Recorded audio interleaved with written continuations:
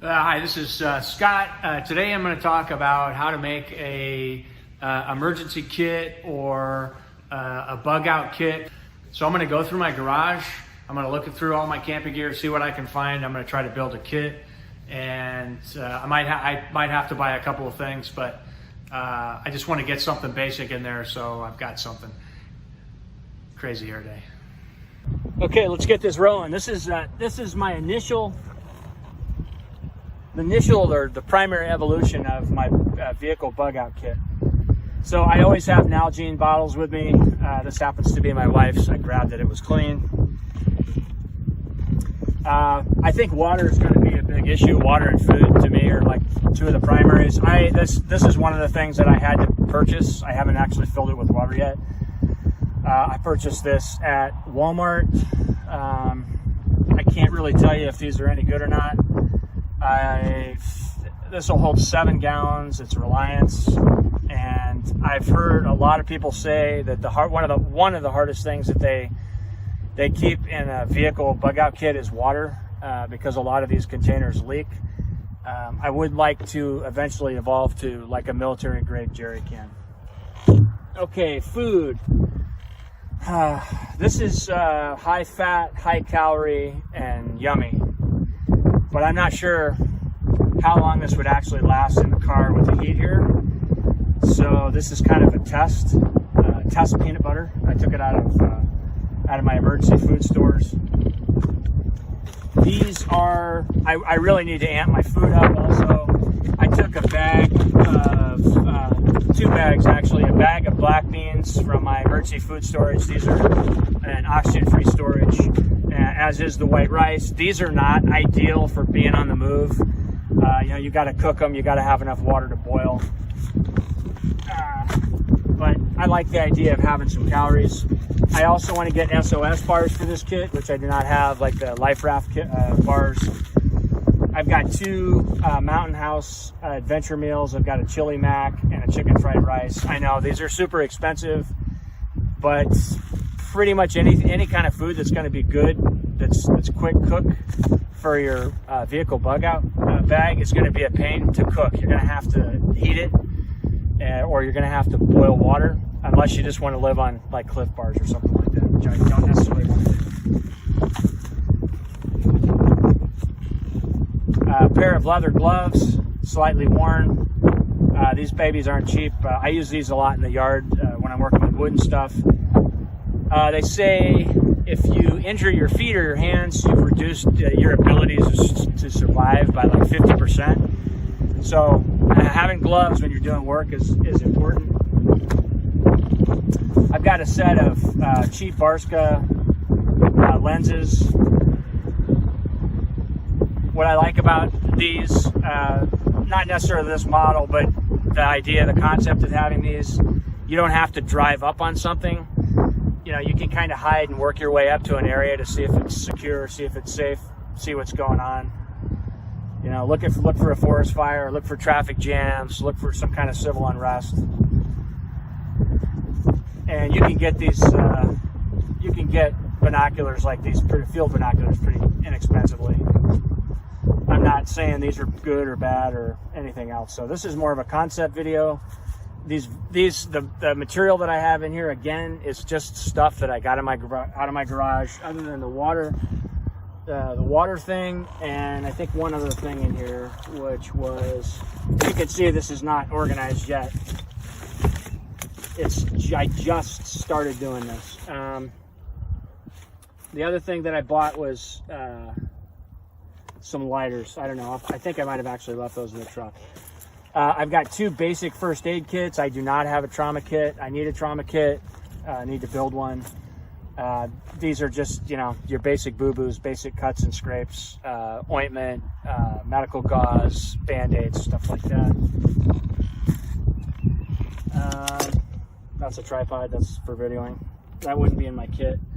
I've got one of these Eaton emergency radios. I see a lot of people talking about these. I've actually tried to charge my phone with this before.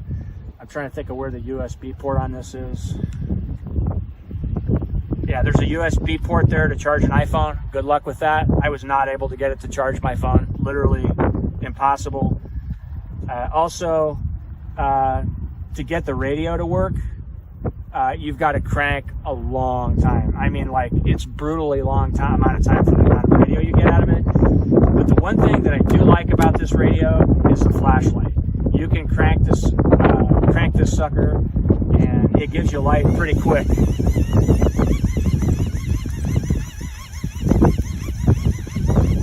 This is also solar, and that's something I need to test. I haven't actually tested the solar panel to see how well it charges. But again, this is a concept thing. You know, a weather radio, if you want to know what's going on with the weather, if you want to know what's going on with the local news, you know, you've got something in place to get that done. I've got three bushcraft knives here for three different purposes. A little bit overkill. I love knives. This is a condor knife I've had for a long time. You see I've done some fancy work with it, got a sheath for it.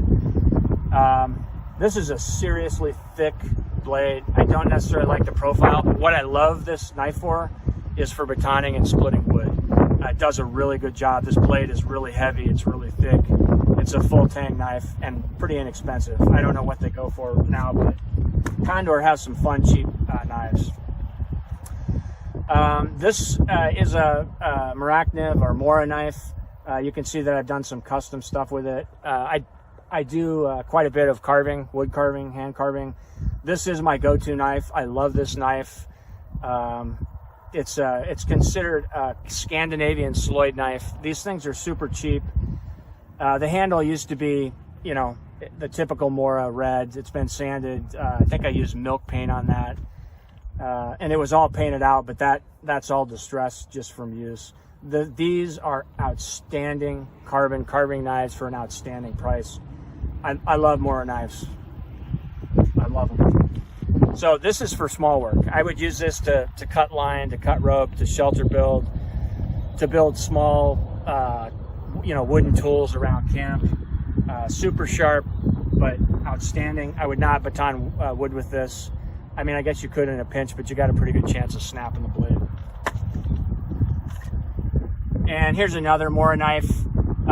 It's actually the same blade, and this was me getting creative. I was trying to do a wood preservation technique. Oh, it's Japanese. I can't think of what it is offhand. I can't think of what it is, but you basically burn wood and it preserves it. And then you cover it with linseed oil or another oil that you like.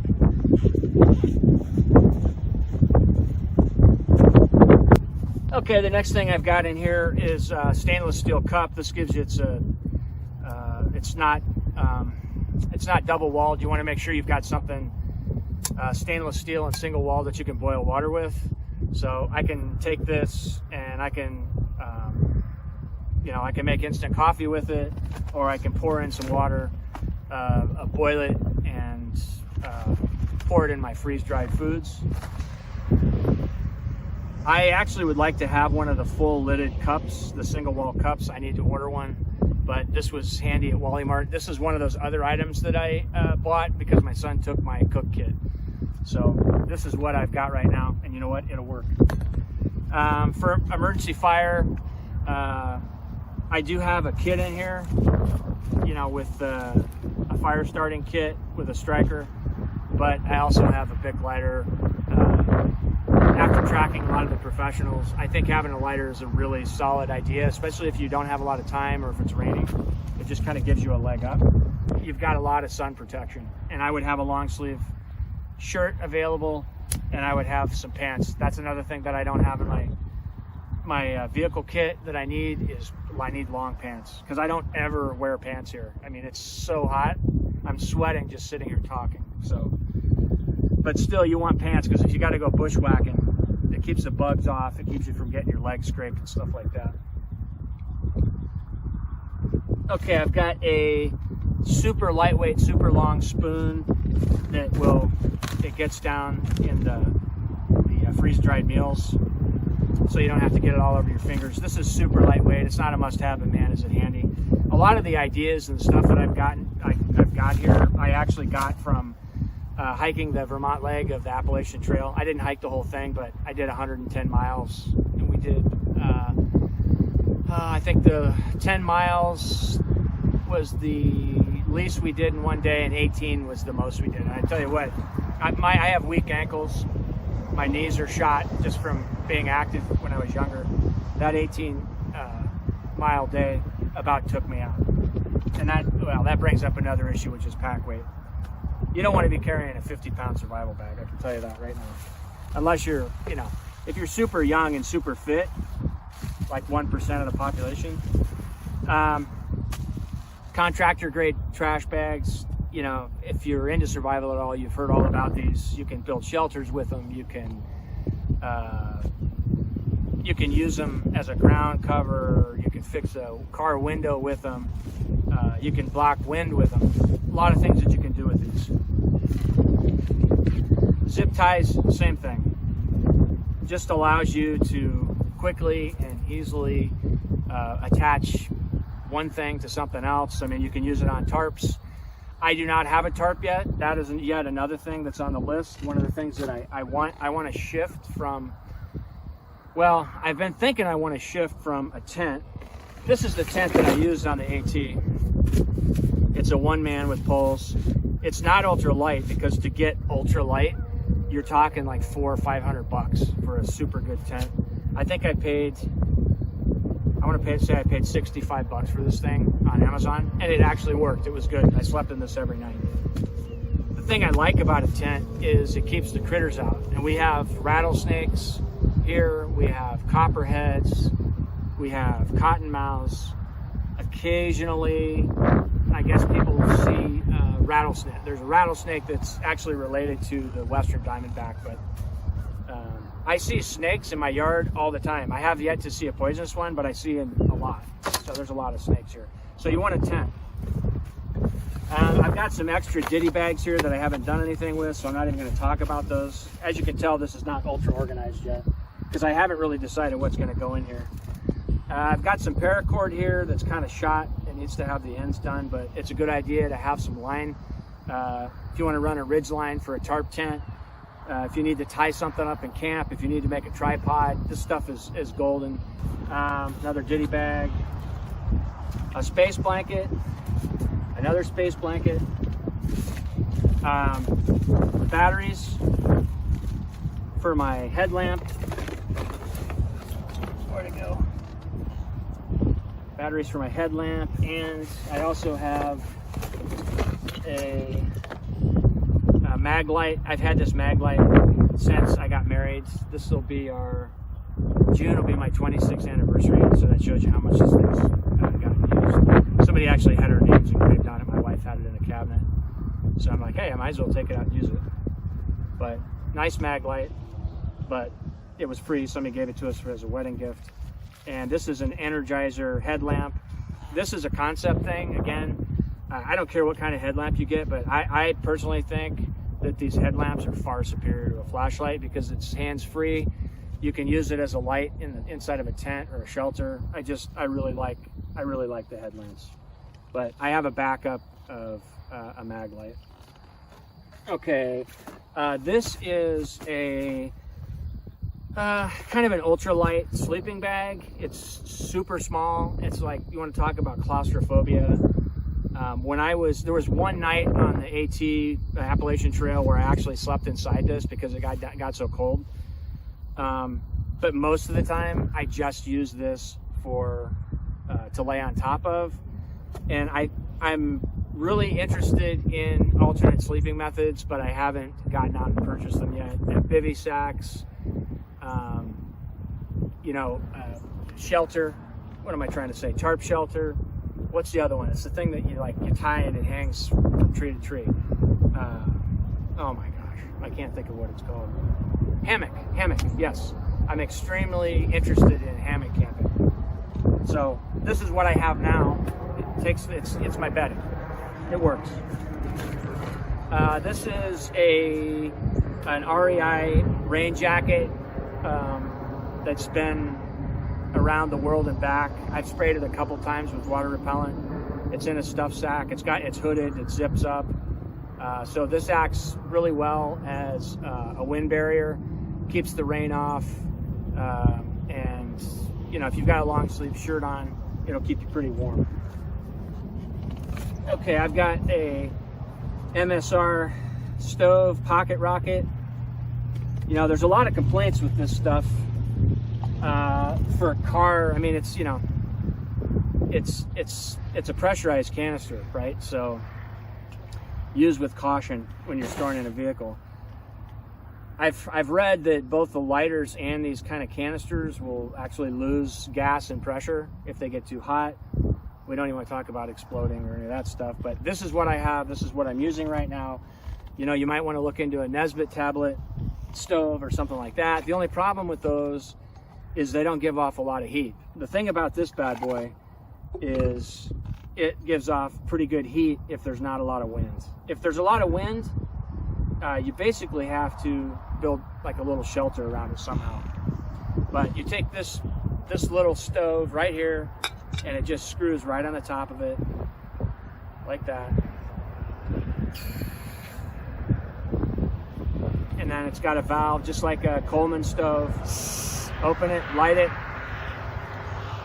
set your cup right on it, fill it with water, and it'll boil water pretty quick. These are super, super handy. Not as handy as like a Coleman stove or something larger, so depending on what your bug out vehicle is, maybe you want to go with a full stove, I don't know. This, I've got a 2-door Jeep, and it just doesn't have enough room for me to start, you know, packing too much stuff like that on. Oh wow, that feels good, it's super cold. But I mean, I don't know, I've just always been fascinated with these little stoves. Just literally, like, you know, so small. So small. Whoops. All thumbs. All thumbs. I've got a backup switch in here. Milwaukee. Looks like I got company going by me. Check to make sure they're not wacky. I've got an emergency whistle. I gotta be honest with you. I don't know. I have an emergency whistle. I guess these are good for communicating. That's one of the things that I don't have in my kit is communication gear. I like the idea of ham radios. That's probably the direction I'd like to go in, but you know, it takes green to do that. So I've got a compass in here. So what don't I have in here that I need? I don't have a paper map. I need a paper map. Everything I have is on my smartphone, which I'm now using to video. If that smartphone goes down, yeah, I'm not gonna have a map. So that's something else that I need to look into. So far, that is what I have in my vehicle bug out kit. That is what I had in my garage, minus the things we talked about that I bought at Walmart. So I'm gonna build this from here. So I bought this stuff, some of the stuff at Walmart, 90% of it came out of my garage. So now I'm going to start building the vehicle bug out kit that I want. I hope this helps you guys. I know this is not perfect, but I hope it kind of gets the juices flowing. If you can think of anything that I missed, let me know. Let me know in the comments. Okay, that's all I've got for today, guys. Thanks for watching, and I'll see you next time.